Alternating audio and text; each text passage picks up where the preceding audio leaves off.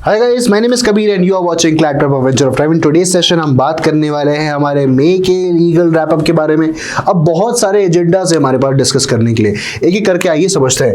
Competition commission of India ने predatory pricing पे कुछ रेगुलेशंस निकाले हैं। नेक्स्ट है we have regulation on social media liability, safe harbour का प्रिंसिपल भी हम पढ़ने वाले हैं। सोशल मीडिया के रिगार्डिंग बहुत सारे रेगुलेशंस आना बाकी थे और बहुत ज्यादा रेगुलेशन करना चाहती थी सरकार, और लोग इस चीज के बारे में क्या बोल रहे थे कि यार ये तो freedom of speech and expression का वायलेशन के तौर पे है, ये रीजनेबल रिस्ट्रिक्शन नहीं, ये एब्सोल्यूट रिस्ट्रिक्शन है। नेक्स्ट है guideline for NGO receiving foreign funding, NGO के पास फॉरेन फंडिंग आएगी तो उसकी चीज के रिगार्डिंग गाइडलाइंस हमें देखने को मिली। पब्लिक सेफ्टी एक्ट, कश्मीर के अंदर की जो सिचुएशन है उसको हम एनालाइज करेंगे पब्लिक सेफ्टी एक्ट के पर्सपेक्टिव से। नेक्स्ट है दिल्ली स्कूल एजुकेशन फी रेगुलेशन बिल, दिल्ली में बहुत ज्यादा बच्चों की फीस बढ़ रही है, उस चीज के रिगार्डिंग प्रोटेस्ट देखी गई, पब्लिक अप्रोर हुई और दिल्ली स्कूल एजुकेशन रेगुलेशन फी बिल आया। नेक्स्ट है oil and gas under state control, state के कुछ प्रीएम्पशन रूल्स बनेंगे और हम इन एजेंडास को डिस्कस करेंगे। More over drugs and cosmetic rules 2025, बहुत सारे ऑफेंसेस में कंपाउंडिंग पॉसिबल है, कुछ कुछ ऑफेंस में कंपाउंडिंग पॉसिबल नहीं है। ड्रग्स एंड कॉस्मेटिक रूल्स इस बारे में क्या कहते हैं, let's see. Maratha reservation controversy Maharashtra के अंदर, इतना ज्यादा क्रूशियल मुद्दा आपके सामने लीगल रैप अप के अंदर ये रहा।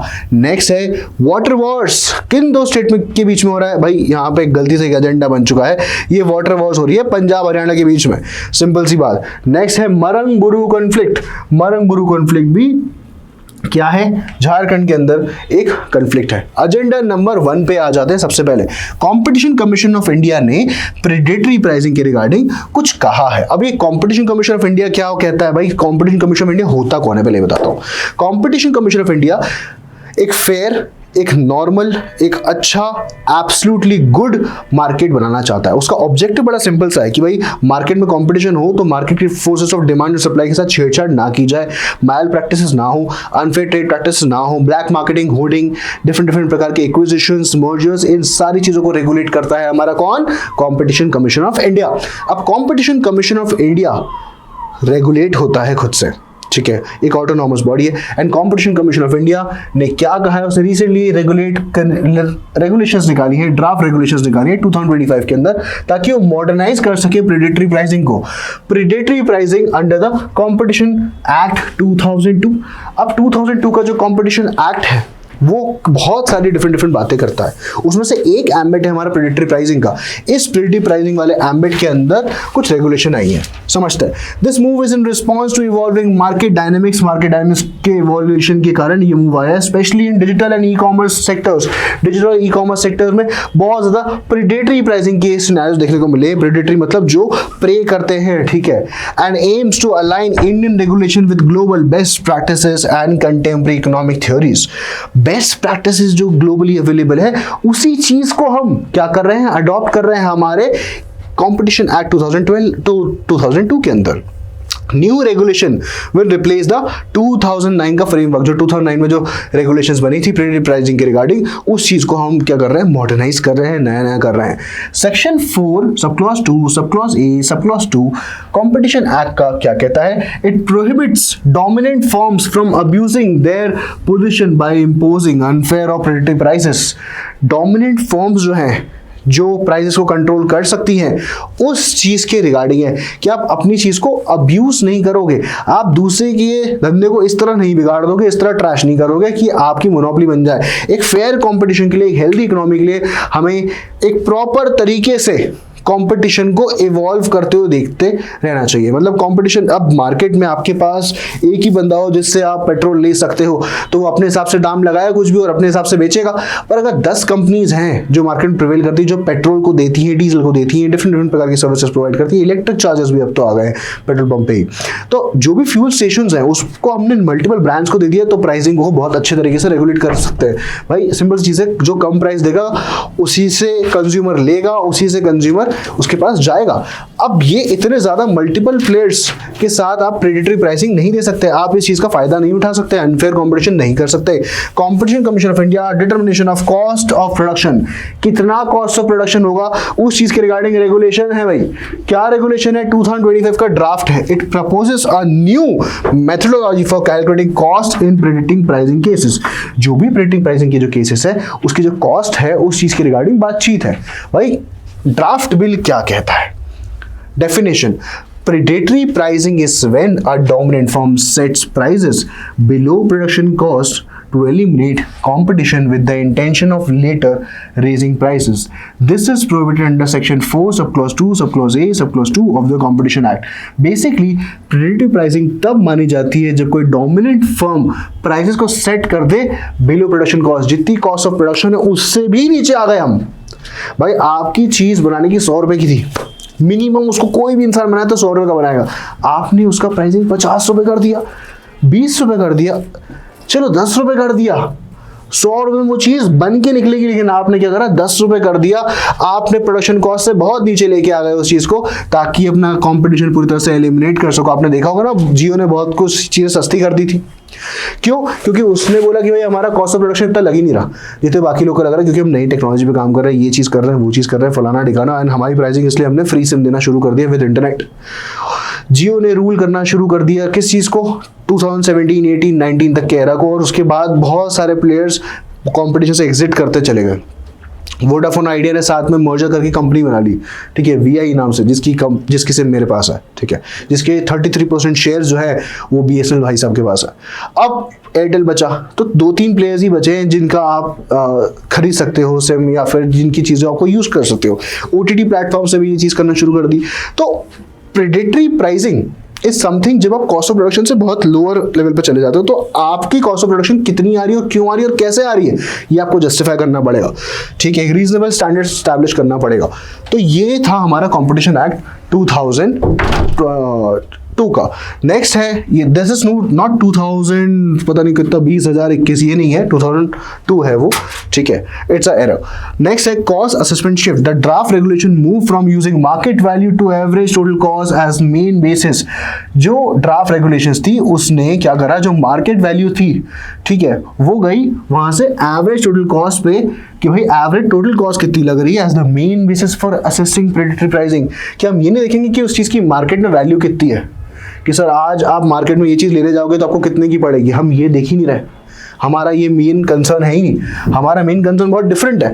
हम इस चीज पे बात कर रहे हैं कि भाई उसकी मार्केट वैल्यू के हिसाब से उसको ना असेस करें, जबकि उसको असेस करें हम उसकी टोटल कॉस्ट का एवरेज, कि भाई अगर इसको इतने साल में प्रोड्यूस करते, ऐसे प्रोड्यूस करते, तो उसका एवरेज क्या होता है टोटल कॉस्ट का, as the main basis for assessing predatory pricing, कि भाई असलियत में मूल चीज है कितने की, मार्केट वैल्यू के हिसाब से नहीं जाएंगे। Average variable cost is emphasized as a proxy for marginal cost, aiming for a more accurate and comprehensive valuation. Next है अलाइनमेंट विद ग्लोबल स्टैंडर्ड्स। अब ग्लोबल स्टैंडर्ड का प्रॉपर अलाइनमेंट हमने देखने को मिलता है। The regulations are modelled on international best practice and reflect modern economic theories, ensuring India's competition law remain effective and global relevant. हम चाहते हैं ये है कि भाई हमारा जो इंडिया का जो कॉम्पिटिशन एक्ट है, इसकी जो रेगुलेशन है वो इंटरनेशनल नॉर्म्स को माने। सिंपल सी चीज, इतना पढ़ने की जरूरत है ही नहीं। Stakeholders consultation, the ongoing consultations are being held to refine the regulation with the competition commission of India, emphasising this clarity and consistency of its cost based assessment. कि भाई जितने भी स्टेक होल्डर्स हैं उनसे consultation करने के बाद ही हमने ये चीज को डिटरमाइन करा है। Next agenda that we have is guideline for regulation of radio equipment and e commerce. कि जो रेडियो इक्विपमेंट होगा, ठीक है, ई कॉमर्स के रिगार्डिंग, उसके रिगार्डिंग गाइडलाइंस आ चुकी है। अब बैकग्राउंड क्या है, इसको हमारे सेंट्रल कंज्यूमर प्रोटेक्शन अथॉरिटी यानी कि सीसीपीए ने सेक्शन 18 के अंदर कंज्यूमर प्रोटेक्शन एक्ट के अंदर रेगुलेट करा है। ये गाइडलाइंस जो है वो इशू करी गई सेक्शन 18 के अंदर। क्या आपको याद करने की जरूरत है? आंसर है यस, आपको याद करने की जरूरत है। सेक्शन 18 कंज्यूमर प्रोटेक्शन एक्ट के अंदर सेंट्रल कंज्यूमर प्रोटेक्शन अथॉरिटी ने गाइडलाइंस इशू करी है रिगार्डिंग रेडियो इक्विपमेंट। बेसिक है, सपोर्ट कौन करता है, ठीक है, the support bye definitions and compliances requirements from telecommunications Act 2023 and Indian Telegraph Act 1885 and Wireless Telegraphy Act 1933। तो 1933 का एक्ट मान लो आप, ठीक है, वायरलेस वाला एक्ट। दूसरा एक्ट मान लो आप 1985 का इंडियन टेलीग्राफी एक्ट, और तीसरा आपका टेलीकम्युनिकेशन एक्ट आपका 2023 का। ये तीन जो एक्ट्स है, इनके कंप्लायंस में इसकी डेफिनेशन एस्टैब्लिश करी, इसके कंप्लायंस में ये चीजें हैं। इसके की प्रोविजंस क्या है, इस पूरे गाइडलाइंस के की प्रोविजन नहीं, हमारे पूरे मैटर के की प्रोविजंस। कौन कौन से आपको की प्रोविजन देखना जरूरी है। सेक्शन 18 बोलता है कि सेंट्रल कंज्यूमर प्रोटेक्शन अथॉरिटी का राइट नहीं, उसकी ड्यूटी है, ठीक है, उसको पावर भी मिलता है प्लस उसकी ड्यूटी भी है क्या करने की, कंज्यूमर के राइट को प्रोटेक्ट करने की, eight the same time unfair पे जो ट्रेड प्रैक्टिस होती है उनको प्रिवेंट करने की कि किसी इंसान के साथ कोई अनफेयर ट्रेड प्रैक्टिस ना हो जाए। यही चीज हमारा कॉम्पिटिशन कमीशन ऑफ इंडिया भी करता है। नेक्स्ट है टेलीकम्युनिकेशन एक्ट 2023 का, वो बोलता है रेडियो इक्विपमेंट क्या होता है और उसके रिगार्डिंग कुछ कंप्लाइंसेस बताए उसमें। Eight the same time Indian telegraphy act जो बोलता है कि regulate licensing operation and possession of wireless devices, जो वायरलेस डिवाइस रहेंगे उनका पोजेशन कैसे होगा, क्या किया जाएगा, उस चीज के रिगार्डिंग रेगुलेशन यहाँ है। And last mandate clear disclosure and informed consumer choices की, जो कंज्यूमर प्रोटेक्शन के रूल्स है ना 2020 में बने थे, अब 2020 में बने थे, कोविड में रिलीज हुए थे ये रूल्स, ई कॉमर्स रूल्स। और हमने क्या बोला था इन ई कॉमर्स रूल्स के अंदर, बड़ी सिंपल सी बात है, कंज्यूमर के पास एक इन्फॉर्म चॉइस होनी चाहिए, एक वैलिड चॉइस होनी चाहिए, प्रॉपर तरीके से आपको हर चीज को डिस्क्लोज करना है। सेक्शन 2 इसकी एप्लीकेबिलिटी के बारे में बात करता है कि कहां तक हमारी जो गाइडलाइंस हैं उसका स्कोप कितना है, उसकी एप्लीकेबिलिटी कितनी है। सो बेसिकली इसका जो स्कोप है वो सेक्शन 2 के अंदर इस तरह डिफाइंड है, it applies to all e commerce platform, सारे के सारे ई कॉमर्स प्लेटफॉर्म होगा जैसे अमेजॉन, फ्लिपकार्ट, जोमेटो, स्विगी, उबर, सारे की सारी, ओला, ये सब चीज में इंक्लूडेड, ऑपरेटिंग इन इंडिया और आउटसाइड इंडिया, चाहे आप इनसाइड इंडिया में कर रहे हो या फिर आप बाहर इंडिया के हो और बाहर से ऑपरेट कर रहे हो, बट इंडियन कंज्यूमर को तो रेगुलेट कर रहे हो, राइट। मतलब इन इंडियन कंज्यूमर को आप टारगेट कर रहे हो और आप बाहर की कंपनी भी हो, स्टिल आपको ई कॉमर्स प्लेटफॉर्म के तौर पे हम ऑपरेट करने का मौका दे रहे हैं, तो आपको रेगुलेट होना पड़ेगा हमसे। इट कवर्स मैन्युफैक्चरर्स, जो भी इंसान मैन्युफैक्चर कर रहा है, इंपोर्ट कर रहा है, कुछ भी सेलर है, कोई थर्ड पार्टी सर्विस प्रोवाइडर है ऑफ रेडियो इक्विपमेंट, चाहे वॉकी टॉकी या कुछ भी हो जाए, इस चीज के रिगार्डिंग। अब ये क्यों लेके आए हम, अभी रिसेंटली हमने किसी एक कंट्री थी, जिस कंट्री का नाम आप मुझे कमेंट सेक्शन में बताएंगे, इसका नाम एल से शुरू होता है, ठीक है। इस कंट्री के अंदर हमने कुछ ऐसे ही टैम्पर्ड डिवाइसेस देखे और वो डिवाइसेस फटना शुरू हो गए थे, मतलब एक तरह से टेक्निकल उसके अंदर कुछ हेर फेर करा गया और वो डिवाइसेस ब्लास्ट करना शुरू कर दिए लोगों के हाथ में। और ये जो ऑपरेशन था बहुत टाइम से चला आ रहा था, इसलिए इसके रिगार्डिंग रेगुलेशन काफी ज्यादा इंपॉर्टेंट है। Only devices with equipment type approval, जिसके पास ईटी होगा, इक्विपमेंट टाइप अप्रूवल होगा, जो ले लेगा wireless planning and coordination wing से, सिर्फ उन्हीं डिवाइस को सोल्ड किया जा सकता है, सेल किया जा सकता है। तो हमारे पास एक इंपॉर्टेंट अथॉरिटी है, wireless planning and coordination wing. Wireless planning और कोऑर्डिनेशन जो विंग है उसके द्वारा पारित कोई चीज है, उसके द्वारा करी गई कोई चीज है, अप्रूव कोई चीज है, इक्विपमेंट टाइप अप्रूवल अगर मिल जाए किसी व्यक्ति को, तो ही हम उसको बेचने का मौका देंगे। तो एक कंप्लायंस जो करना जरूरी है। नेक्स्ट है product must disclose frequency ranges, कि भाई कितनी फ्रीक्वेंसी है, क्या रेंज होगी, आपके प्रोडक्ट को डिस्क्लोज करना पड़ेगी। टेक्निकल एस्पेक्ट्स भी आप डिस्क्लोज करेंगे और रेगुलेटरी अप्रूवल्स होना जरूरी है, जिसमें से एक अप्रूवल क्या हो गया, wireless planning and coordination wing का अप्रूवल। कौन सा अप्रूवल, इक्विपमेंट टाइप का अप्रूवल। फ्रीक्वेंसी डिस्क्लोज करना है, सारी चीजें स्पेसिफिकेशंस बतानी है। Sale of mobile signal booster, जो मोबाइल सिग्नल के जो बूस्टर्स हैं, जो वायरलेस जैमर्स हैं, वो बैंड है। अब वायरलेस जैमर्स नहीं मिलेंगे आपको अमेजॉन फ्लिपकार्ट पे। अब जो सिग्नल बूस्टर है वो नहीं मिलेगा आपको अमेजॉन फ्लिपकार्ट पे, क्योंकि इन्हीं के अंदर कुछ ना कुछ सस्पेशन देखा जा चुका है। नेक्स्ट है सेलर की रिस्पॉन्सिबिलिटी, जो बेच रहा है उसकी भी तो कोई रिस्पॉन्सिबिलिटी होगी, यानी कि to ensure product comply with all frequency, कि भाई आपका प्रोडक्ट जो है वो सारी फ्रीक्वेंसी और सारी चीज़ों से रेगुलेशन से कंप्लाई करता है, इंपोर्ट रेगुलेशन से कंप्लाई करता है। Certify authenticity of test reports, जो आपकी टेस्ट रिपोर्ट्स है आपकी चीज़ की, उसकी ऑथेंटिसिटी को भी देखा जाएगा। ये देखा जाएगा कि उसके वेरिशियस क्लेम जो है, वो जो ऑनेस्टी की बेस पे बेस्ड जो क्लेम्स है, जो वेरीफाइड क्लेम्स हैं, उस क्लेम्स के पीछे क्या जेन्युइन ऑनेस्टी है, क्या जेन्युइनली वो क्लेम्स वेरिशियस है कि नहीं, जेन्युइनली वो जो क्लेम्स कर रहे हैं उनको प्रॉपर अप्रूवल मिले कि नहीं मिले, उनका प्रॉपर टेस्ट किया जाएगा। की product listing of accurate and updated, जो आपकी प्रोडक्ट लिस्ट को उसको एक्यूरेट और अपडेटेड भी रखना है।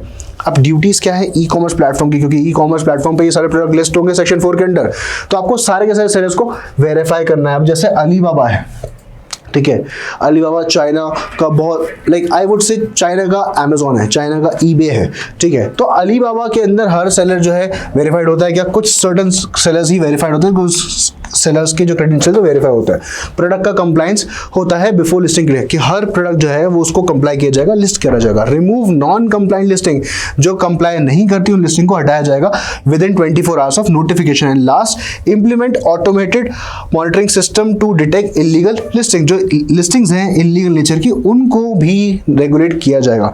Provide a public reporting mechanism, एक पब्लिक रिपोर्टिंग मैकेनिज्म भी हम देंगे अगर कोई प्रोडक्ट हमें सस्पिशियस नेचर का पाया गया है। एक पब्लिक रिपोर्टिंग मैकेनिज्म होना चाहिए, रेडिट जैसी कम्युनिटी होनी चाहिए, या फिर जिसके अंदर सब लोग अपनी ग्रीवेंसेस लिख सके कि ये इस व्यक्ति ने मेरे साथ फ्रॉड करा। आप देखोगे कभी भी अमेजोन के अंडर 1 स्टार वाले जो होते हैं उसमें फ्रॉड और फ्रॉडलेंट क्लेम्स के बारे में कुछ ना कुछ चीज़ें लिखी रहती है। कंज्यूमर हेल्पलाइन, कंज्यूमर मंच, कंज्यूमर समग्र मंच, ये डिफरेंट प्लेटफॉर्म्स हैं ऑन सोशल मीडिया जिसके पास में जाके आप अपनी शिकायत दर्ज करा सकते हो, लेकिन उस चीज़ का कोई निदान नहीं होगा, वो कोई फोरम नहीं है, बस डॉक्यूमेंटेशन है आपकी कंप्लेंट्स का विद एविडेंस विद प्रूफ। तो वही एक समाधान मंच बनाना चाहिए कायदे से।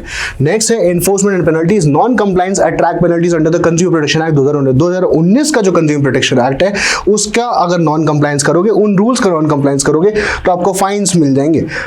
हमने बहुत सारे रेगुलेशंस लगा दिए हैं। पॉइंट ये है कि इन रेगुलेशंस का इम्प्लीमेंटेशन कितने इफेक्टिव तरीके से होता है ये आगे देखने वाली बात है। तो आप फाइन लगा सकते हो कंज्यूमर प्रोटेक्शन एक्ट के तहत, आप ब्लैकलिस्ट कर सकते हो, आप लायबिलिटी ले सकते हो डैमेजेस की, कॉम्पनसेशन ले सकते हो। परसिस्टेंट वायलेशन में lead to stricter actions by regulatory authorities, कोई इंसान बार बार वायलेशंस कर रहा है तो उसके ज़्यादा स्ट्रिक्ट पनिशमेंट हो जाएगी। बेसिकली जैसे हम बोलते हैं ना हैबिचुअल ऑफेंडर है कोई व्यक्ति, जब कोई व्यक्ति हैबिचुअल ऑफेंडर होता है तो उसकी पनिशमेंट और ज़्यादा ग्रेवियस नेचर की हो जाती है और ज़्यादा एग्रीवेटेड फॉर्म ऑफ ऑफेंस वो कंप्लीट कर रहा है। एग्रीवेटेड फॉर्म ऑफ ऑफेंस 2 प्रकार से हो सकता है। पहला प्रकार कि भाई आपने उसी ऑफेंस के से बढ़कर उसके साथ एक और ऑफेंस कर दिया, यानी कि आपने सिर्फ नॉर्मल थेफ्ट नहीं करा, उसके साथ आपने नेट थेफ्ट के साथ ग्रीवियस हर्ट भी कर दिया, रॉबरी भी कर दी, तो अब नॉर्मल 3 साल की जगह आपको 4 साल 5 साल की सजा होगी। एग्जाम्पल, वैसे ही कोई व्यक्ति बार बार अगर गलत लिस्टिंग कर रहा है, फ्रॉडलेंट एक्टिविटीज इन्वॉल्व कर रहा है तो उसके रिगार्डिंग स्ट्रिक्टर पेनल्टीज हैं, पर वो पेनल्टीज यहाँ डिफाइन नहीं है, उसके रिगार्डिंग सब रूल्स आना बाकी है। Next agenda is we have regulating social media liability safe harbour का प्रिंसिपल। तो एक सोशल मीडिया की लाइबिलिटी रेगुलेशन के रिगार्डिंग नया इशू है। अब सेफ हार्बर का प्रिंसिपल क्या कहता है? Safe harbour actually safe harbour देता है ऑनलाइन प्लेटफॉर्म्स को, ऑनलाइन इंटरमीडिएट्स को, जैसे social media platforms from being held liable for unlawful content posted by users. So basically user चाहे कुछ भी पोस्ट करे, सोशल मीडिया प्लेटफॉर्म्स की लाइबिलिटी नहीं होगी, वो बस एक आपको मंच दे रहे हैं अपनी बात को रखने का, वो मंच लायबल नहीं हो सकता, वो प्लेटफॉर्म लायबल नहीं हो सकता। सेफ हार्बर जो है वो उस चीज का प्रोटेक्शन देता है।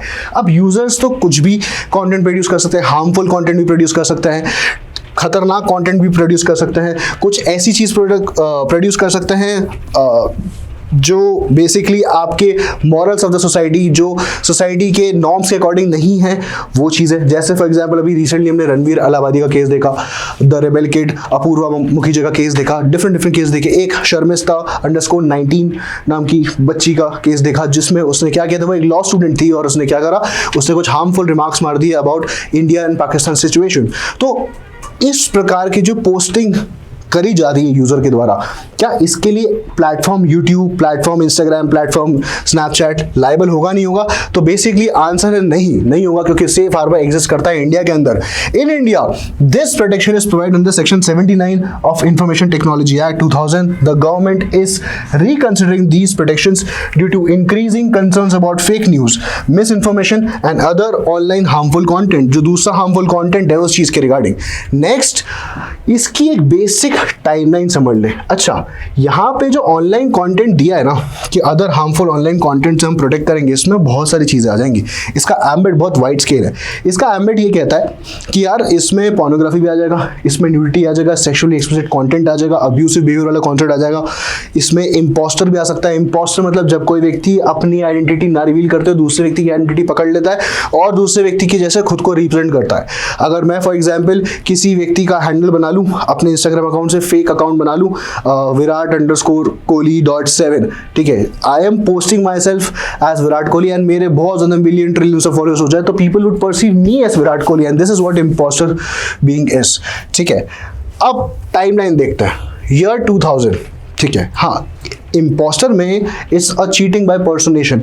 जब आप किसी व्यक्ति की आइडेंटिटी चुराते हो, आइडेंटिटी थेफ्ट करते हो, डेटा थेफ्ट करते हो, वो इम्पोस्टर हो जाता है। 2000 ईयर में क्योंकि आईटी एक्ट आया तो सेक्शन 79 में हमारे पास आया, जिसने सेफ हार्बर दे दिया किसको, इंटरमीडियरीज को। इंटरमीडिएट सेफ हार्बर की सिचुएशन में रहेंगे, यानी कि इंटरमीडियरीज लायबल नहीं होंगे अगर कोई इंसान पोस्ट कर देगा। ये एस्टैब्लिश रूल है 2000 तक। 2000 में आते साथ ही ये रूल लग गया था। 2021 में new IT rules introduce stricter compliance and reporting requirements. Basically नए वाले रूल्स आए कोविड के दौरान, और उन रूल्स में हमने क्या देखा, उन रूल्स में हमने ये देखा कि भाई कंप्लायंस होना ज़रूरी है, रिपोर्टिंग रिक्वायरमेंट्स होना ज़रूरी है, स्ट्रिक्ट सेंस में होने लग जाएंगी ये सब चीज़ें। 2023 में क्या हुआ, अमेंडमेंट आ गए क्या, to attempt to revoke safe harbour for certain content, Bombay high court ने स्ट्राइक इट डाउन। बहुत सारे रूल्स ऐसे बनाए गए जिसमें प्लेटफॉर्म की लायबिलिटी एस्टैब्लिश कर दी गई कि प्लेटफॉर्म की लायबिलिटी हो जाएगी, पर प्लेटफॉर्म की लायबिलिटी नहीं होगी। ये किसने बोल दिया, बॉम्बे हाई कोर्ट ने खुद ही बोल दिया कि प्लेटफॉर्म कैसे लायबल हो सकता है। और 2025 में गवर्नमेंट ने क्लैरिफाई कर दिया, they have considered further changes under the proposal digital India act, जो डिजिटल इंडिया का जो एक्ट है जिसकी डिटेल्स अभी अवेटेड है। की लीगल प्रोविजंस आप सभी के समक्ष ये है। Section 79 of the IT Act grants safe harbor to intermediaries, shielding them from liability of user generated content। जो यूजर का द्वारा जनरेटेड कंटेंट है उसकी वजह से लाइबिलिटी नहीं होगी। अब आपको एक एग्जांपल देता हूँ। कोई मान लो एक फैकल्टी है जो किसी प्लेटफॉर्म पे पढ़ा रहा है और वो कुछ पॉलिटिकल रिमार्क्स मार देता है, कुछ अब्यूसिव बिहेवियर शो करता है, जिसकी वजह से उसका जो डिसेमिनेशन ऑफ दिस इंफॉर्मेशन है वो बहुत ही मैसिव स्केल पे हो जाता है। ठीक है, ये आपके मॉक का कोई ना कोई सवाल बन सकता है, शायद क्लाइंट का सवाल बन सकता है, जस्ट इन केस। तो अगर कोई व्यक्ति ऐसे ही कोई सी चीज़ डालता है, सर्कुलेट करता है, कम्युनिकेट करता है, जो बहुत सारे लोग को इफेक्ट कर जाएगी, तो ये प्लेटफॉर्म लायबल होगा। जिस प्लेटफॉर्म पे फैकल्टी पढ़ा रहा है वो फैकल्टी की पर्सनल लायबिलिटी तो होगी, प्लेटफॉर्म भी लायबल हो जाएगा। ऐसे जजमेंट्स ऑलरेडी हैं हमारे पास। लेकिन यहां पे पोजीशन थोड़ी डिफरेंट है। यहां पोजीशन ये है कि हम शील्ड कर देते हैं, हम सेफ हार्बर दे रहे हैं अगर यूजर का जनरेटेड कंटेंट है। मतलब अब देखो, यूट्यूब है, यूट्यूब वो प्लेटफॉर्म है, क्लाइटवेब है, क्लाइटवेब उसके अंदर एक यूजर है, उस यूजर के अंदर बहुत सारे डिफरेंट क्रिएटर्स हैं, जैसे राजेश सर, जैसे जस्टिना मैम, जैसे कबीर सर, जैसे कुलदीप सर, जैसे विशाल सर, डिफरेंट क्रिएटर्स हैं। ठीक है, अब ये जो क्रिएटर्स हैं ये उस यूजर दैट इज क्लाइटवेब जयपुर के पेज पे कुछ भी अगर अपलोड कर देते हैं तो लाइबिलिटी हो जाएगी क्लाइटवेब जयपुर की, ना कि फैकल्टीज की। सिंपल, फैकल्टी के अगेंस्ट ये पर्सनल सूट्स हो सकती है, बिल्कुल सही, लेकिन प्राइमरी लाइबिलिटी आपके यूजर की होगी, यूट्यूब की नहीं होगी। यूट्यूब इज नॉट रिस्पॉन्सिबल, क्योंकि क्या है हमारे पास, यूट्यूब के पास सेफ हार्बर का प्रिंसिपल। अब intermediary guidelines digital media ethics code rule 2021 imposes obligation on platforms such as appointing a nodal officer and submitting regular reports and user complaints। तो user complaints जो है वो भेजी जाएंगी ऑन रेगुलर बेसिस, रिपोर्ट भेजी जाएंगी उसकी रिगार्डिंग, और एक नोडल ऑफिसर बनेगा जो हर चीज को कमांड करेगा, सुपरवाइज करेगा इन सारी चीजों के रिगार्डिंग। तो ये ऑब्लिगेशन है किसके पास, प्लेटफॉर्म्स के ऊपर। नेक्स्ट है IT guidelines and digital media ethics code amendment 2023 sought to revoke safe harbor for content labeled as fake news by the Press Information Bureau, but this was challenged and struck down by the Bombay High Court। Basically हमने regulate करने की कोशिश जरूर करी थी social media platforms को, यानी कि YouTube, Snapchat, Instagram, Facebook, Meta, इन सबको रेगुलेट करने की कोशिश करी थी, पर बॉम्बे हाईकोर्ट ने क्या बोला, ये बिल्कुल भी जस्टिफाइड नहीं है, और बॉम्बे हाईकोर्ट ने इसको क्या कर दिया, क्वैश कर दिया। Next key takeaway, the government wants platform to take more responsibility for managing misinformation, cyber fraud and AI generated content। तो बेसिकली आप जो भी मिसइंफॉर्मेशन फैलाएंगे उस चीज़ की रिस्पॉन्सिबिलिटी यूट्यूब की हो जाएगी। आप अगर साइबर फ्रॉड भी करते हैं, रिस्पॉन्सिबिलिटी थोड़ी बहुत यूट्यूब की हो जाएगी। बेसिकली हम कर क्या रहे हैं, हम ये कर रहे हैं कि एक जॉइंडर ऑफ द पार्टीज बना रहे हैं। अगर किसी यूजर के साथ कोई भी फ्रॉड होता है यूट्यूब पे कोई वीडियो देख के, तो यूट्यूब ने उस चीज़ को वेरीफाई नहीं करा है, इसलिए यूट्यूब की रिस्पॉन्सिबिलिटी, यूट्यूब ने उस कंटेंट को लिस्ट करा इसलिए यूट्यूब की रिस्पॉन्सिबिलिटी है।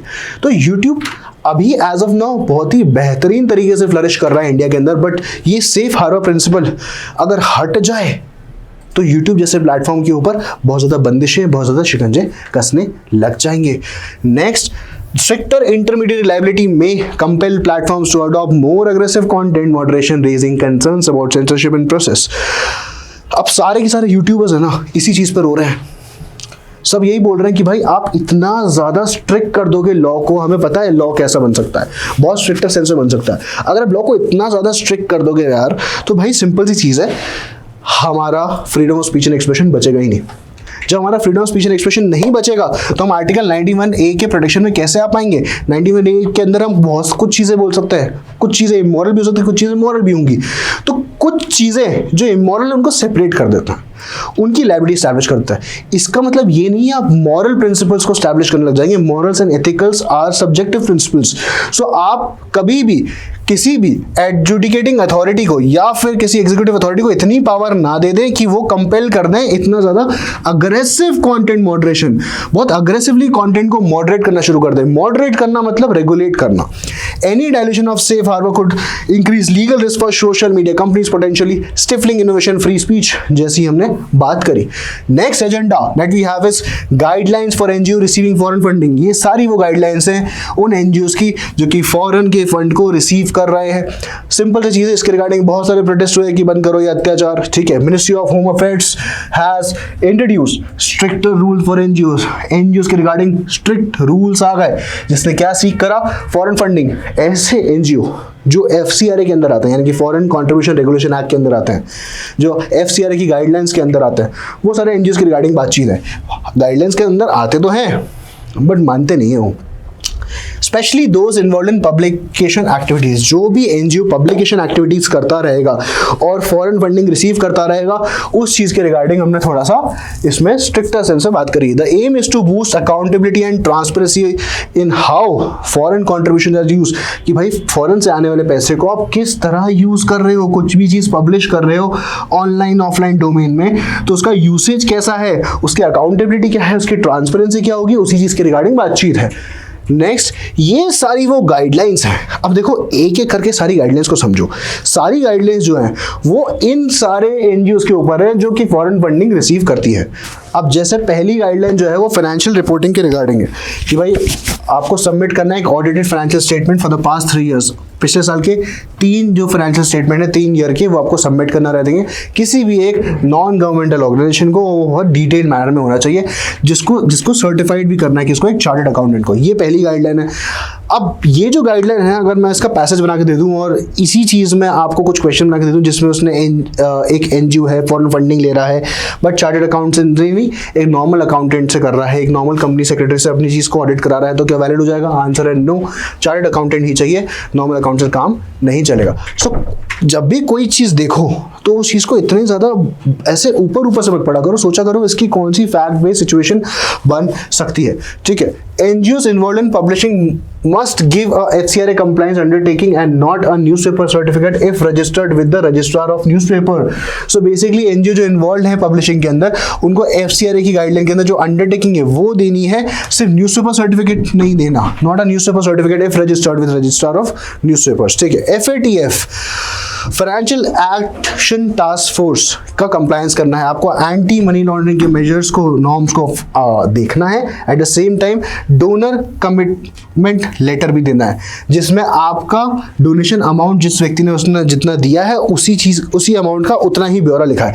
बहुत बार ऐसा होता है कि व्यक्ति देता बहुत ज़्यादा है, आप लिखते बड़ा कम हो, या देता बड़ा कम है पर आप दिखाते बहुत ज़्यादा हो, तो आप क्या करोगे, जितना अमाउंट उसने दिया उसको उतने की पर्ची काट के दोगे, उसका उतना ही लेटर दोगे, कमिटमेंट लेटर दोगे। Admin cost limit, administrative expenses from foreign funds capped at 20% of the total receipt. ये जो एडमिनिस्ट्रेटिव एक्सपेंसेस हैं, ठीक है, जो फॉरेन फंड से रिसीव हो रहे हैं, इसको सिर्फ 20% तक रख सकते हो आप। 100% फॉरेनली फंडेड नहीं हो गए कि फॉरेन से हमने 101% फंड हो गए, 95% फंडेड है हम, 80% फंडेड है, ये नहीं चलेगा, सिर्फ 20% फंडिंग। और ऐसे बहुत सारे एनजीओज हैं जैसे Vidhi centre of legal policy, CLPR, बहुत डिफरेंट जो क्या बोलते हैं एनजीओज हैं, एनपीओज हैं, वो इसके अंदर आ जाएंगे।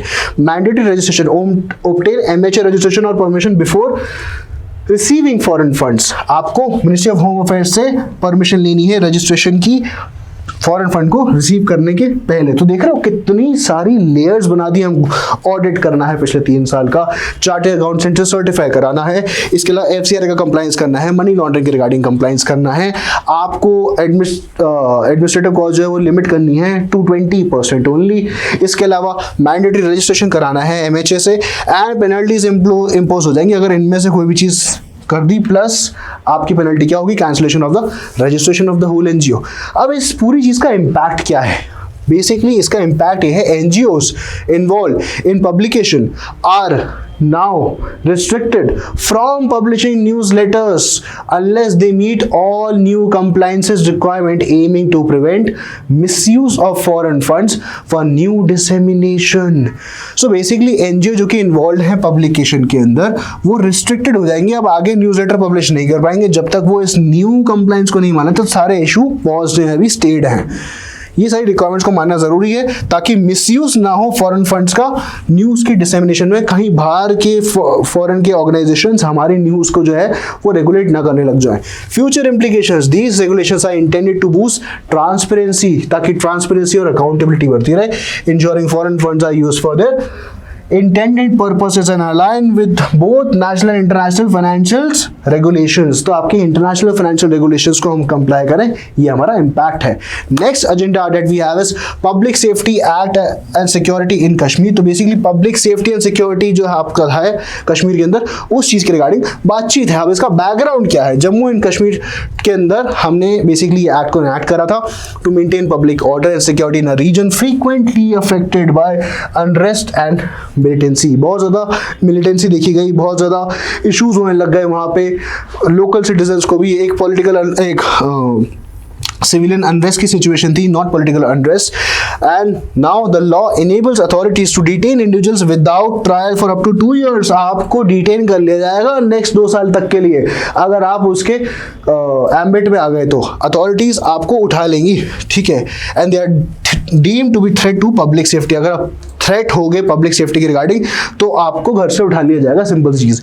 ये हल्का हल्का हमें आफ्स्पा की याद दिलाता है, arm forces special power act, जो कि आसाम के अंदर है, north east part of India के अंदर। नेक्स्ट है इसी के अंदर कुछ current updates. Recently Jammu and Kashmir की पुलिस ने इन्वोक कर दिया public safety and security act against 23 individual. Srinagar के 23 लोग के अगेंस्ट उनके घर को रेड करके इनने क्या करा, स्टेट का इन्वेस्टिगेशन चालू कर दिया। तो स्टेट की इन्वेस्टिगेशन एजेंसी ने शुरू कर दिया ये जम्मू कश्मीर पुलिस, ठीक है। सस्पेक्टेड करा उनको कि ये मिलिटेंट स्लीपर सेल्स थे। तो टोटल 23 लोग को हमने सस्पेक्टेड मिलिटेंट स्लीपर सेल्स की श्रेणी में डाला। While the government claims normalcy has return, ये सब कुछ नॉर्मल हो चुका है रीजन के अंदर। This action underscore persistent security challenge, अभी भी बहुत ज्यादा सिक्योरिटी का चैलेंज देखा गया है लोगों के द्वारा। नेक्स्ट लीगल इश्यूज अगर इसके देखें तो हमारे पास 2 चीजें हैं। पहले तो हमारे पास प्रिवेंटिव डिटेंशन एक्ट है, दूसरा हमारे पास कंट्रोवर्सी है। तो जो पीएसए है वो अलाउ करता है इंडिविजुअल्स को अथॉरिटीज होल्ड कर सकती हैं 2 साल तक के लिए विदाउट ट्रायल। मतलब उसका कोई ट्रायल नहीं होगा, कोई चार्जेस की फ्रेमिंग नहीं होगी, कोई चार्जशीट फाइल, अच्छा चार्जशीट फाइल करी जा सकती है बट कोई फ्रेमिंग ऑफ चार्ज नहीं होगा और ट्रायल सिचुएशन नहीं होगी अगर उनको पब्लिक ऑर्डर या सिक्योरिटी का थ्रेट मानते हैं। तो मतलब अगर आप फॉर एग्जाम्पल एक नॉर्मल सिटीजन हो, ठीक है, लॉ अबाइडिंग सिटीजन हो, पर किसी व्यक्ति को लगता है कि आप जो हो वो threat to the public security हो, threat to the national security हो, इन दैट सेंस आपको अरेस्ट कर लिया जाएगा। ये जो व्यक्ति है ये वहाँ की लीगल अथॉरिटीज़ कहलाएंगी, वहाँ की स्टेट इन्वेस्टिगेशन एजेंसी कहलाएंगी और ऑनगोइंग रेड्स जो है वो करी गई हैं पहले भी और आपके अगेंस्ट भी करी जा सकती हैं एंड आपका कोई ट्रायल भी नहीं होगा। तो काफ़ी ज़्यादा प्रिवेंटिव डिटेंशन वाला ये जो लॉ है काफ़ी ज़्यादा I would say black letter law है, जैसा लिखा है इसको वैसे ही इंटरप्रेट करा जा रहा है एंड लोगों की आर्टिकल 21 का ब्रीच भी कर सकते हैं। The act has face criticism for potential human rights abuses, बहुत ज्यादा ह्यूमन राइट्स अब्यूजेस के चांसेस हैं, पर्टिकुलरली इसको यूज करा जा सकता है पॉलिटिकल डिसेंटर्स की ओर। भाई जो लोग पार्टी के समर्थन में नहीं है या जो लोग पार्टी के ऑपोजिशन में है, एक्टिविस्ट लोग हैं, आवाज उठाते हैं, उन लोग के अगेंस्ट भी इसको यूज करा जा सकता है। Critics argue it can be misuse, इस एक्ट को मिसयूज करा जा सकता है while government maintains it's essential for security in a volatile region. इस रीजन के अंदर इतनी वॉलेटिलिटी है, इतनी ज्यादा दिक्कत का सामना करना पड़ा है जम्मू एंड कश्मीर को, नॉर्मल सी रिस्टोर कर नहीं हो पा रही है अगर हम इसको नहीं लेके आते। तो यहाँ पे बैलेंस नहीं बन पा रहा है। इस बैलेंस वाली situation is not so balance वाली सिचुएशन को बैलेंस करना चाहिए। Next agenda that we have is Delhi school education fees.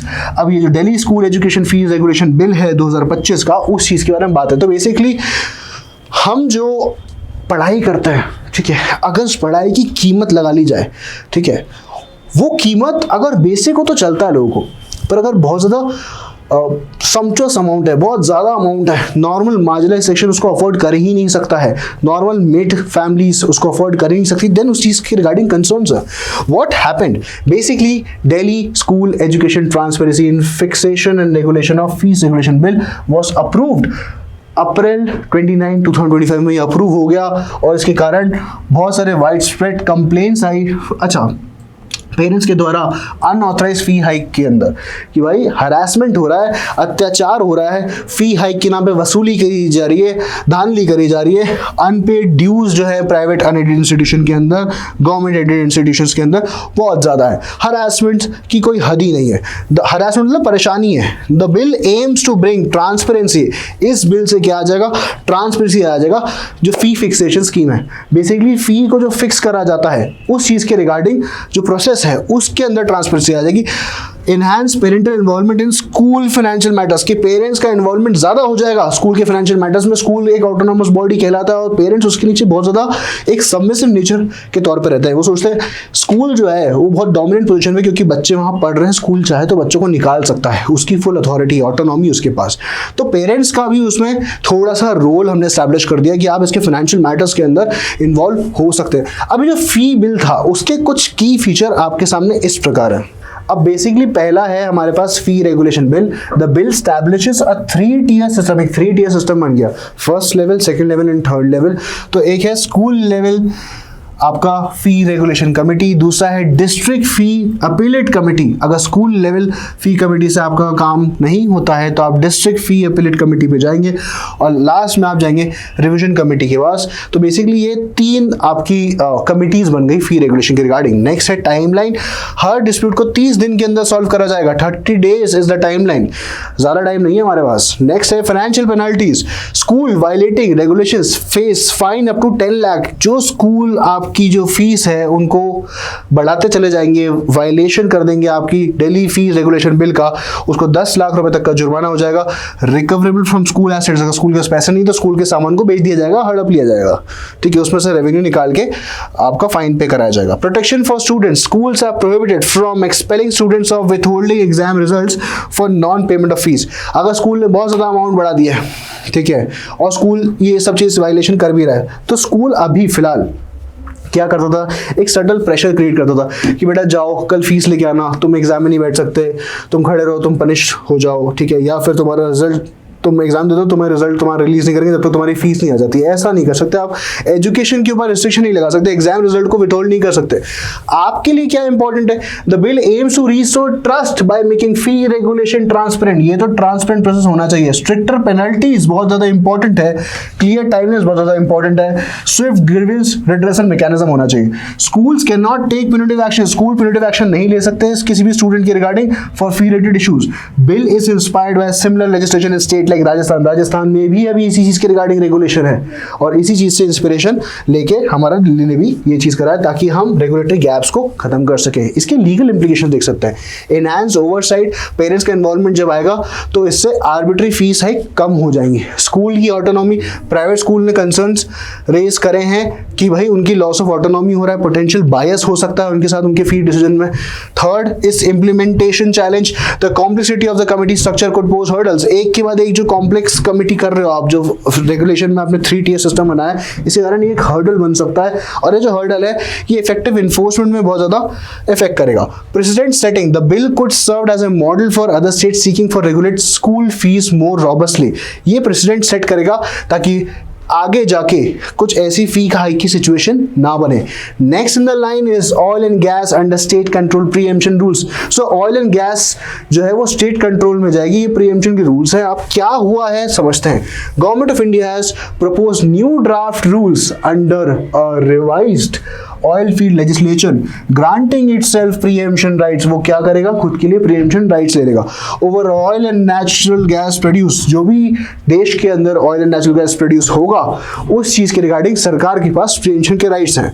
This move is designed to ensure that during national emergencies and government has first to claim on these vital sources to safeguard national interest and public welfare, कि किसी भी private संस्थान के पास में इतना ज़्यादा right हम नहीं दे सकते। पहला राइट तो किसका है? सरकार का होगा, नेशनल इंटरेस्ट का होगा। तो national security reasons, national emergency का रीजन देके ये ड्राफ्ट बिल बन गया। अब प्रीएम्पशन के राइट्स क्या हैं? ये रहे। The government can claim oil and gas will produce, oil and gas का प्रोडक्शन जो है गवर्नमेंट क्लेम कर सकती है। It is offered to other buyers, जो दूसरे बायर्स को होता है। ठीक है, तो अब ऐसा होता है कि सरकार की सिचुएशन, सरकार के किसी कंट्री से रिलेशनशिप अच्छे नहीं है, सरकार को कुछ फंड्स की ज़्यादा आवश्यकता है और सरकार क्या करना चाहती है? ऑयल एंड गैस को प्रोड्यूस करना चाहती है। नहीं कर सकते, कुछ प्राइवेट कंपनी के कंट्रोल के अंदर है। प्राइवेट कंपनी किसी दूसरी कंट्री की किसी दूसरी कंपनी से डील कर लेती है और प्राइवेट कंपनी मना कर देती है सरकार को कि हम ये गवर्नमेंट कॉन्ट्रैक्ट अडेयर नहीं कर सकते, हमारे पास ऑलरेडी दूसरी जगह पर इंगेजमेंट्स है। सरकार बोलती है नहीं, सबसे पहले हम फर्स्ट है भाई, हमें सबसे पहले आप इस चीज का प्रोडक्शन का अधिकार दो। Oil fields regulation amendment bill, this bill updates 1948 का act aiming to boost domestic production, attract investment and support energy transition. ठीक है, the definition of national emergency, the draft rules leave the definition open but it is likely include war, natural disaster and other crisis. इसके अंदर जो draft rules हैं वो definition काफी open करते हैं बट इंक्लूड करने की कोशिश करते हैं वॉर की सिचुएशन, जैसे इंडिया पाकिस्तान वॉर की सिचुएशन हो रही है, नेचुरल डिजास्टर कोई कैलामिटी हो जाती है या कोई दूसरे क्राइसिस हो जाता है, जैसे फाइनेंशियल क्राइसिस है, कुछ भी दूसरे प्रकार की इमरजेंसी, जो इमरजेंसी को कॉन्स्टिट्यूट कर पाए, ये तो फाइनल है। फेयर मार्केट के प्राइस पे, when exercising preemption rights the government must pay producer of fair market price determining by prevailing market condition.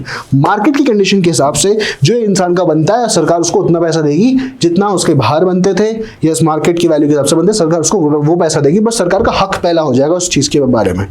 Force majeure, the rules provide exemption to operators during uncontrollable events such as natural disasters, ये हम already पढ़ चुके हैं। Next agenda that we have is drugs and cosmetic rules 2025 के। तो basically agenda number 8 drugs and cosmetic rules 2025 किस बारे में बात करता है? Ministry of health and family welfare introduce drugs and cosmetic act. अब ये जो रूल्स थे, ये जो रूल्स बात करते थे कि भाई हम 25 ऑफ अप्रैल से हम क्या कर देंगे, इन नए रूल्स को लागू कर देंगे। इसके अंदर ये था कि भाई streamline resolution of minor offence, जो छोटे मोटे अपराध है ना, उनका स्ट्रीमलाइन रेजोल्यूशन हो जाए इस एक्ट के अंदर। एक्ट था 1940 का, रूल्स थे 2025 के। तो एक्ट कब आया? 1940 में आया। और इसके रिगार्डिंग जो छोटे मोटे अपराध रहेंगे उनकी कंपाउंडिंग हो जाएगी। कंपाउंडिंग मतलब उसमें सुलह हो जाएगी, कॉम्प्रोमाइज हो जाएगा, उसके अंदर सेटलमेंट हो जाएगा ताकि लेंदी प्रोसिक्यूशन से बच जाएं लोग और फाइन्स पे करके लोगों को छोड़ दिया जाएगा, फाइन्स का कलेक्शन करके छोड़ दिया जाएगा। सो बेसिकली सेंट्रल गवर्नमेंट ने अपॉइंट कर दी एक senior level compounding authority, not below the rank of license authority की रैंक। तो एक लाइसेंस अथॉरिटी की जो रैंक होती है उसको हमने अपॉइंट कर दिया कंपाउंडिंग करने के लिए, एक सीनियर लेवल पोजीशन है। स्टेट गवर्नमेंट डेजिग्नेट कर सकती है ऑफिसर्स को below the rank of licensing authority for this role. State government के पास अलग क्वालिफिकेशंस है इस बंदे को हायर करने के लिए और सेंट्रल गवर्नमेंट के पास अलग क्वालिफिकेशंस है। Next, compounding framework applies to minor offences related to manufacturing, import, sale and distribution of drugs, design for pharmaceutical companies and individuals, encouraging compliances and reducing judicial burden. So basically हमने pharmaceutical companies के regarding इस चीज को design कराया और encourage कराया कि सब ज्यादा से लोग इस चीज का कंप्लायंस करें और जुडिशरी का बर्डन भी रिलीज हो जाए। आप क्या नहीं कर सकते? बेसिकली आपके मैन्युफैक्चरिंग के रिगार्डिंग जो ऑफेंसेस हैं, इंपोर्ट के रिगार्डिंग ऑफेंसेस, सेल के रिगार्डिंग ऑफेंस है, डिस्ट्रीब्यूशन के रिगार्डिंग ऑफेंस है, ये सारी चीजें इसमें आ गई। इसका प्रोसेस क्या है? Request for compounding can be made before और आफ्टर द प्रोसिक्यूशन, कि भाई प्रोसिक्यूशन शुरुआत करने के पहले या प्रोसिक्यूशन की शुरुआत करने के बाद में। प्रोसिक्यूशन शुरू हो चुका है उसके बाद की बात है, तो बाद में किसी भी स्टेज पे, बेसिकली किसी भी स्टेज पे कंपाउंडिंग हो सकती है। ये इसका कंक्लूजन है, compounding can be done at any stage. Application must include applicant detail, application के अंदर एप्लीकेंट की डिटेल्स होना अनिवार्य है, नंबर 1। नंबर 2, प्रोडक्ट की इंफॉर्मेशन जिस चीज के रिगार्डिंग कंपाउंडिंग हो रही है। एंड नंबर 3, ऑफेंस के स्पेसिफिक, कि कौन सा ऑफेंस है और क्या स्पेसिफिकेशंस है उसकी, क्या उसका कॉर्पस डिलेक्टी है। द कंपाउंडिंग अथॉरिटी में seek a report from a reporting authority with in 1 month. तो जो अथॉरिटी कंपाउंड कर रही है, यानी कि लाइसेंसिंग अथॉरिटी जितना ऑफिसर और दूसरा उसके बिलो वाला, ठीक है। एक तो सेंट्रल गवर्नमेंट के लिए लाइसेंसिंग अथॉरिटी जितना क्वालिफिकेशंस और एक स्टेट गवर्नमेंट के लिए लाइसेंसिंग अथॉरिटी के नीचे वाला क्वालिफिकेशन। इन एनी सिनेरियो जो लोग कंपाउंड कर रहे हैं उनको आपको रिपोर्ट देनी है, रिपोर्टिंग अथॉरिटी करनी from reporting authority with in 1 month, 1 महीने तक का आपके पास टाइम है रिपोर्ट देने का, कंपाउंडिंग करने का। Immunity from prosecution is granted if the application is approved and the compounding amount is paid with in 30 days. आपको इम्यूनिटी मिल जाएगी प्रोसिक्यूशन से अगर आपको कंपाउंडिंग ग्रांट हो गई और आपकी जो एप्लीकेशन है वो अप्रूव्ड है और आपने अमाउंट पे कर दिया है 30 डेज के अंदर। नेक्स्ट है immunity can be revoked if the payment is not made और false information is provided. Immunity revoke नहीं करी जाएगी अगर पेमेंट में नहीं पेमेंट हुआ। इसका इंपैक्ट एंड अलाइनमेंट देख लेते हैं। The rules support the pharmaceutical sector growth. Pharmaceutical sector की ग्रोथ के रिगार्डिंग ये रूल्स है और ये डीक्रिमिनलाइज करता है कुछ ऑफेंसेस को और ईज ऑफ डूइंग बिजनेस को भी ठीक करता है। ये अलाइन करता है जन विश्वास एक्ट से जो कि रिक्लासिफाई करता है इन सारी चीज़ों को, ऑफेंसेस को एज पेनल्टीज की पेनल्टी के तौर पे इसको ले रहे हैं हम, ऑफेंस के तौर पे नहीं ले रहे। तो एक तरह से हम एक बिजनेस फ्रेंडली इन्वायरमेंट बनाना चाहते हैं। Next agenda in the series is Maratha reservation controversy in Maharashtra. अब ये इतना ज्यादा कंट्रोवर्शियल टॉपिक है कि सुप्रीम कोर्ट को इसमें इंटरवीन करना ही पड़ा। बैकग्राउंड क्या है? मराठा रिजर्वेशन कंट्रोवर्सी सेंटर करता है महाराष्ट्र गवर्नमेंट के एफर्ट्स के थ्रू, क्योंकि ग्रांट कर दिया था हमने रिजर्वेशन किसको? मराठा कम्युनिटी को, which makes up nearly 1/3 of the state population. State की पॉपुलेशन अगर 100 लोग की है तो उसमें से 33 लोग मराठा कम्युनिटी से बिलोंग करते थे, जिसको रिजर्वेशन दे दिया किसने? महाराष्ट्र गवर्नमेंट ने। Since 1980 Marathas have demanded reservation. Maratha 1980 से रिजर्वेशन की डिमांड कर रहे हैं क्योंकि वो social and educational disadvantages face कर रहे थे। अर्लियर अटेम्प्ट्स कुछ इस प्रकार थे कि 2018 का जो एससीबीसी एक्ट था उसको स्टक डाउन कर दिया था सुप्रीम कोर्ट ने, क्योंकि वो 50% की सीलिंग को एक्सीड कर रहा था। और 50% की सीलिंग वाला एक और केस था लास्ट ईयर जो आया था, बिहार गवर्नमेंट ने 50% की सीलिंग लिमिट तोड़ के एक डिफरेंट ही पॉलिसी बना ली थी अपने रिजर्वेशन के रिगार्डिंग और इस चीज़ को क्वेश्चन करा गया और पटना हाईकोर्ट ने भी इसको क्वाश कर दिया। इनफैक्ट हमारा जो भी कास्ट सेंसस हो रहा है वो बिहार के इसी एम्बेट को कवर कर रहा है। एसईबीसी एक्ट 2024 का क्या कहता है?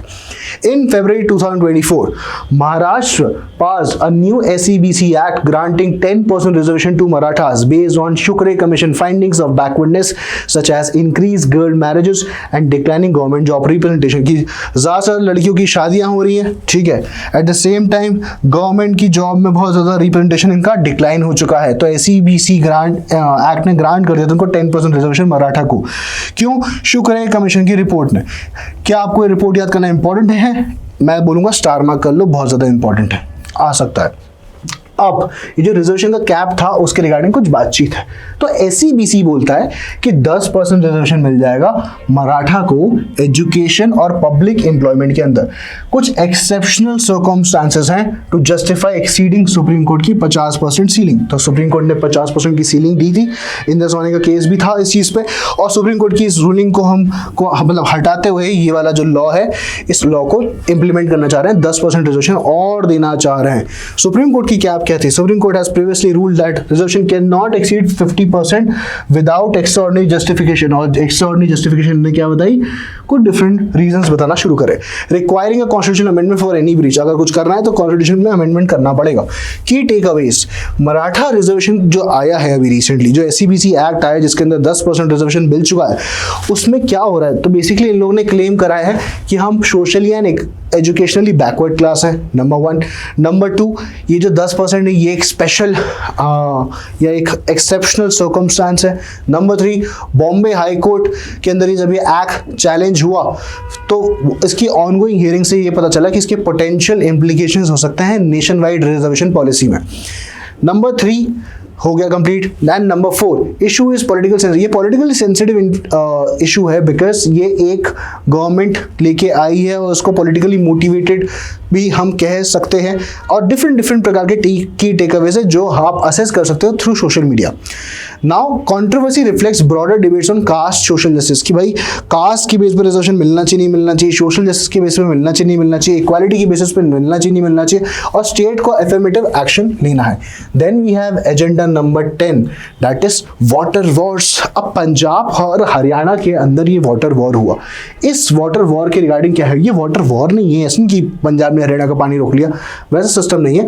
समझो, पंजाब हरियाणा के बीच में डिस्प्यूट हुई, वाटर डिस्प्यूट हुआ which might lead to a war, centres on the allocation and sharing of river water from Bhakra Nangal project. जो भाखरा नांगल प्रोजेक्ट है, अब ये भाखरा नांगल जो प्रोजेक्ट है ये हाईएस्ट डैम है कि लार्जेस्ट डैम है कि लॉन्गेस्ट डैम है? फटाक से मुझे कमेंट सेक्शन में बताओ, ये तो पता ही होगा। Bhakra Nangal dam is highest dam और लॉन्गेस्ट डैम और लार्जेस्ट डैम, बताओ क्या है इनमें से? A major post independence river valley initiative at the Sutlej river. तो सतलुज रिवर के ऊपर हमारा भाखरा नांगल प्रोजेक्ट है, जिसको मैनेज कौन करता है? भाखरा बीस मैनेजमेंट बोर्ड, बीबीएमबी इसको मैनेज करता है। ध्यान रखना, बीबीएमबी आगे बहुत इंपॉर्टेंट रोल प्ले करेगा।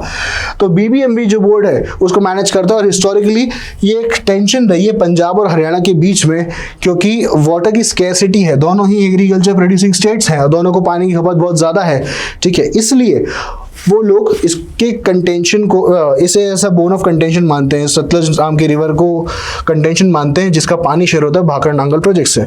डिस्प्यूट रिसेंटली एस्केलेट हो गई जब पंजाब ने रिस्ट्रिक्ट कर दिया किसका? हरियाणा का पानी। पंजाब ने भाई साहब रिस्ट्रिक्ट कर दिया किसका? हरियाणा का पानी। बोला कि हम ज़्यादा एग्रीकल्चर प्रधान है और हमें चाहिए पानी। इससे जुडिशियल इंटरवेंशन की नौबत आ गई। अब कुछ चेन ऑफ इवेंट्स है, आपके सामने जो टेबल है इसको बना लो अपनी कॉपी के अंदर। क्या है इसमें? 1944 और 1948 तक चलता रहा हमारा भाखरा नांगल प्रोजेक्ट, जिसका कंस्ट्रक्शन शुरू हुआ 1960 के अंदर। प्रोजेक्ट हुआ इनॉग्रेट उस टाइम के प्रधानमंत्री जवाहरलाल नेहरू के द्वारा। एनुअल मीटिंग बैठती है, जैसे बीबीएमबी एलोकेट करता है पानी को पंजाब को 5.512 MAF और हरियाणा को करता है 2.987 MAF। 8 मई 2025 को हुआ, पंजाब कैबिनेट मिनिस्टर ने प्रोटेक्ट करा बीबीएमबी को के गेस्ट हाउस को, block water release to Haryana, ठीक है। मतलब जो ब्लॉक कर दिया था, blocks water release to Haryana, ठीक है। मई 9 को क्या हुआ? Punjab and Haryana high court intervene, warns Punjab of contempt of restricting water flow, कि भाई आप वाटर फ्लो हमारा रिस्ट्रिक्ट नहीं कर सकते, पंजाब हरियाणा हाई कोर्ट ने बोला, ठीक है। इंटरवीन करा पंजाब हाई कोर्ट ने, क्या पानी जो कर रहे हो, वाटर जो रिस्ट्रिक्ट कर रहे हो, ये गलत हो जाएगा। 25 को ये हुआ कि भाई सेंट्रल गवर्नमेंट ने अटेम्प्ट कर दिया मीडिएशन और पंजाब ने बॉयकॉट कर दी मीटिंग, कि भाई हम तो मीटिंग में बैठेंगे ही नहीं। तो पंजाब ने पानी रिस्ट्रिक्शन कर दिया था हरियाणा का, और हरियाणा इस चीज़ से काफ़ी ज़्यादा खफा था और यहाँ पे पंजाब हरियाणा हाईकोर्ट को आना पड़ा। अब कुछ की लीगल इशूज़ है। पहला इशू देखो, BBMB mandate. BBMB is responsible for allocating water annually to Punjab and Haryana based on the monsoon patterns. कि भाई BBMB को आपको मॉनसून के पैटर्न को एनालाइज करना पड़ेगा और आप रिस्पॉन्सिबल हो एनुअली पंजाब और हरियाणा को पानी देने के लिए। हाई कोर्ट के ऑर्डर्स क्या है? अच्छा, पैटर्न्स के बेसिस पे देना है और कोटा जितना है उसके हिसाब से देना है, कि भाई इसको इतने की खपत लगती है इसलिए इसको इतना देंगे। Punjab Haryana high court has previously restrained Punjab from entering BBMB operations. बोला कि भाई पंजाब, भाई साहब तुम बीबीएमबी के ऑपरेशंस में रिस्ट्रेन मत डालो, उसको जो कंप्लायंसेस है वो करने का मौका दे दो। Contempt proceedings, high court has warned that non-compliance with this order could lead to contempt proceeding against Punjab officials. अगर आप ये नहीं करोगे तो आपके अगेंस्ट कंटेम्प्ट ऑफ कोर्ट लग जाएगा। सिंपल सी चीज, आप कंटेम्प्ट कर रहे हो, ठीक है, कंटेम्प्ट कर रहे हो किसी एग्जीक्यूटिव अथॉरिटी का, जो कि गलत है काफी ज्यादा। अब की टेक अवेज क्या है? Basically the disputes has intensified due to Punjab restriction on water flow to Haryana leading to judicial intervention and threat of contempt proceedings. The high court has emphasized the supremacy of BBMB allocation decisions and warned against political interference. The central government mediation efforts have so far failed to resolve the standoff, with Punjab refusing to participate in talks. Simple सी बात है, ये जो judicial intervention हुआ, ठीक है, ये इसी वजह से हुआ क्योंकि पंजाब बात नहीं मान रहा था, और अगर वो नहीं मानता तो कंटेम्प्ट प्रोसीडिंग हो जाएगी। नंबर 1, हाई कोर्ट ने बोला कि भाई अगर आप ऑपरेशंस को देखोगे तो गलत हो जाएगा, आपको ऑपरेशंस नहीं देखना पंजाब, बीबीएमबी अपने ऑपरेशंस खुद ही अपने हिसाब से मैनेज कर लेगी, इसको पॉलिटिकली मोटिवेट ना करे, पॉलिटिकल इंटरफेरेंस नहीं होना चाहिए। और लास्ट, सेंट्रल गवर्नमेंट का जो मीडिएशन के एफर्ट्स जो है वो फेल हो गए क्योंकि पंजाब ने मीटिंग को बॉयकॉट कर दिया, जो कि गलत है, ठीक है, in every sense. Implications, water levels in major reservation are lower in previous years. बहुत ज़्यादा पानी की कमी पड़ चुकी है, ये बात की बिल्कुल सच्चाई है, और दोनों ही फ्यूचर स्टेट्स में, दोनों ही स्टेट्स के अंदर पानी शायद अवेलेबल नहीं होगा आगे जाके इतनी मात्रा में जितनी मात्रा में उनकी खपत है। पंजाब आर्ग्यूज हरियाणा से एक्सीड, पंजाब बोल रहा है भाई हरियाणा ने ज़्यादा यूज़ करा, हरियाणा बोल रहा है नहीं भाई मेरा तो जितना शेयर था मुझे उतना मिला और मैंने उतना ही यूज़ करा। Next controversy that we have, okay, इस मरंग बारू कंट्रोवर्सी, अब ये मरंग बारू कंट्रोवर्सी क्या है समझते हैं। मरंग बुरू कॉन्फ्लिक्ट बेसिकली झारखंड का एक डिस्प्यूट है, और डिस्प्यूट किस चीज से रिलेट करता है। Marang Buru also known as Parasnath hill in Jharkhand is a site of deep religious significance for both Santhal Adivasi, जो संथाली ट्राइब जो है, संथाली आदिवासी है, उनके लिए काफ़ी ज़्यादा इंपॉर्टेंट है, जैन कम्युनिटी के लिए भी बहुत ज़्यादा इंपॉर्टेंट है, और ये सेंटर है किसका, इंटर कम्युनिटी टेंशंस का। इस पे दोनों ही धर्म के, जैन वाले धर्म के भी लोग पारसनाथ हिल पे, और मरंगबुरू वाले जो जगह है जो कि आपका एक कॉमन स्पेस है, वहाँ पे ट्राइबल लोग भी हैं। अब ये इंपॉर्टेंट साइट क्यों है, तो बेसिकली जैन्स के लिए ये इंपॉर्टेंट है क्योंकि यहाँ पे 40 टेम्पल्स हैं, नंबर 1, एंड नंबर 2 24 में से 20 तीर्थंकर ने यहीं पे निर्वाणा अटेंड करा था, यहीं पे मोक्ष की प्राप्ति करी थी, यहीं पे सैल्वेशन मिला था, यहीं पे उनके नयन चक्षु खुल गए थे, और यहीं पे उन्होंने सारी की सारी इंपॉर्टेंट प्रैक्टिसेस करी अपनी। अब संथल्स नाम की ट्राइब के लिए इंपॉर्टेंट क्यों है, मरंगबुरू जो है वो सेक्रेड डीटी है as a symbol of their culture identity, कि भाई ये हमारे कल्चर से जुड़ा हुआ है, और इसलिए हम इसको एसोसिएट करते हैं हिस्टोरिक संथाल हल रेबेलियन। जो संथाल हल रेबेलियन हुआ था पहले के ज़माने में, जो 1855 में जो रेबेलियन किया गया था, उससे हम एसोसिएट करते हैं। तो थोड़ा सा पीरियड समझ लेते हैं, थोड़े स्टैटिस्टिक्स समझ लेते हैं। बेसिकली आपके पास 2-3 सिचुएशंस है, ठीक है। 1855 से लेकर 2024 तक की कहानी है। संथल हल रेबेलियन हुआ, ठीक है, Marang Buru as a symbol of resistance, ठीक है। उसके बाद 1911 के अंदर लीगल डिस्प्यूट्स होना शुरू हो गई उस राइट्स पे, कि भाई उस हिल पे किसके राइट्स होंगे, पारसनाथ वाले ग्रुप के राइट्स होंगे कि मरंगबुरू वाले जो रीजन है उस पर ये संथल नाम की ट्राइब के राइट्स होंगे। 1972 के बाद wildlife sanctuary status restricts Santhal practices, wildlife sanctuary ने इन प्रैक्टिस को रिस्ट्रिक्ट कर दिया। 2023 government bans meat and alcohol sale near the hill. Government ने क्या बोल दिया कि यार यहाँ पे हम मीट और अल्कोहल नहीं बेच सकते, तो 1972 के बाद वाइल्ड लाइफ सेंचुरी स्टेटस मिल गया, जिससे संथल की प्रैक्टिसेस कम हो गई, और 2023 के अंदर मीट और अल्कोहल का सेल बैन हो गया। 2023 से लेकर 2024 में झारखंड हाई कोर्ट ने अपहोल्ड करा और इन्फोर्स करा इस बैन को, जिसके कारण और ज़्यादा टेंशन हो गई। तो बेसिकली झारखंड हाई कोर्ट ने क्या बोला कि इस प्रकार की चीज़ें वहाँ पे नहीं करी जाएंगी। कुछ की लीगल इश्यूज बनता है, एक एक करके समझने की कोशिश करते हैं फटाक से, ठीक है। पहला इशू क्या है भाई, वाइल्ड लाइफ प्रोटेक्शन एक्ट के रिगार्डिंग। दूसरा रिसेंट गवर्नमेंट का MOU, और लास्ट झारखंड हाई कोर्ट की रूलिंग। अब basically the designation of the area, जो डेजिग्नेशन है इस एरिया की, वो वाइल्ड लाइफ सेंचुरी के तौर पे कि अब ये क्या है, एक ऑफिशियल वाइल्ड लाइफ सेंचुरी है, और यहाँ पे रिस्ट्रिक्टेड कर दिया हमने किसको, आदिवासी का एक्सेस। संथल नाम के जो आदिवासी है वो नहीं आ सकते to the sacred sites, and traditional hunting rights नहीं इनके पास, यानी कि पहले के ज़माने में जो हंट करते थे, ठीक है, पहले के ज़माने में वो हंटिंग के राइट्स पॉसिबल नहीं है वाइल्ड लाइफ प्रोटेक्शन एक्ट के अंदर इनके पास स्पेशल स्टेटस है, और दूसरे इंसान की कल्चर प्रैक्टिस है। तो एक वो लड़ाई है। दूसरा रिसेंट गवर्नमेंट की रूलिंग, एक मेमोरेंडम रिलीज हुआ, ministry of environmental forest and climate change MOEFCC ने बैन कर दिया sale and consumption of meat and alcohol within 25 kilometre. 25 kilometre तक हिल के आजू बाजू कुछ भी नहीं बेचा जाएगा। क्यों? क्योंकि जैन लोग अल्कोहल और मीट के रिगार्डिंग काफ़ी ज़्यादा इनसेंसिटिव हैं, और ये इम्पैक्ट कर रहा है संथाल ट्रेडिशंस को, क्योंकि अल्कोहल मीट भले उनके रिलीजन का एसेंशियल पार्ट नहीं, but it's a manner of celebration, okay, over the festival. Jharkhand high court की रूलिंग आई, कोर्ट ने रिसेंटली अपहेल्ड करा गवर्नमेंट का बैन, और बोला कि ये प्रोहिबिशन जो है रिगार्डिंग इंक्रीजिंग लॉ इन्फोर्समेंट वो होना चाहिए। मतलब इनके ऊपर जो प्रोहिबिशन बिल्कुल सही लगा है, मीट और अल्कोहल का बैन तो वहाँ पे होना ही चाहिए। अब पॉइंट क्या है आपके लिए, की टेक अवेज क्या है? बेसिकली द WPA एक्ट, यानी कि वाइल्ड लाइफ प्रोटेक्शन एक्ट 1972, क्या ईयर याद करने की जरूरत है? आंसर है yes. Recent government directives have prioritize environmental and Jain religious concerns, कि भाई हम जैन रिलीज के कंसर्न्स जो है उनको अंडरस्टैंड कर रहे हैं, प्लस एनवायरमेंटल डैमेज को रोकने की कोशिश कर रहे हैं at the expense of Santhal customs. तो बेसिकली हम संथल कस्टमरी राइट को थोड़ा दबाने की कोशिश कर रहे हैं और अपलिफ्ट कर रहे हैं जैन वाले राइट्स को और एनवायरमेंटल वाले राइट्स को। और इसको क्यों कर रहे हैं? क्योंकि हम इसको प्रायोरिटाइज अभी एट द मोमेंट करना चाहते हैं, क्योंकि हम मीट और अल्कोहल को प्रमोट नहीं करना चाहते हैं।